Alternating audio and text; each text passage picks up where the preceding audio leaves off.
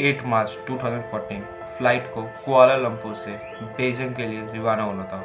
सब कुछ नॉर्मल दिख रहा था, जैसे सब कुछ परफेक्ट हो। लेकिन जैसे ही प्लेन मलेशियन एयर स्पेस से एग्जिट करता है, उसका ट्रांसपोंडर बंद हो चुका था।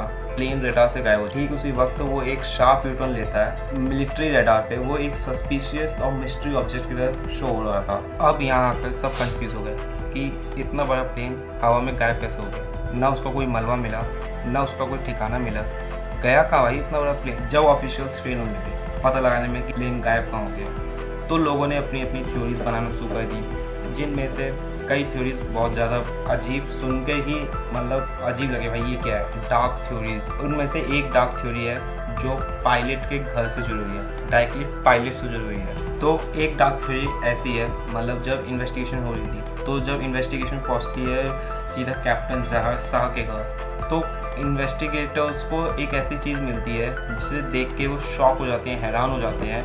तो वो चीज़ क्या थी, एक्चुअल में जो पायलट के घर पे, जहर शाह के घर पे फ़्लाइट सिमुलेटर है, उसमें उन्होंने फ़्लाइट से पहले सेम रूट प्रैक्टिस किया था। तो क्या ये एक प्लान पायलट सुसाइड था? ये सोचना ही बहुत डरावना है। लेकिन केस थ्योरी से सॉल्व नहीं होता। अगर केस थ्योरी से सॉल्व होने लगते ना, तो हज़ारों केस दिन भी सॉल्व हो जाते। लेकिन ऐसा नहीं है। केस के कंक्लूजन तक पहुंचने के लिए ना इन्वेस्टिगेटर्स को चाहिए था सबूत, एविडेंस। और ये सबूत मिलते हैं इन्वेस्टिगेटर्स को सालों बाद। कहाँ मिलते हैं? समुद्रों की गहराई में और सैटेलाइट्स के डेटा में। इन मास्टर सैटेलाइट के डेटा ने कंफर्म किया फ़्लाइट कोई हवा में नहीं फटी थी।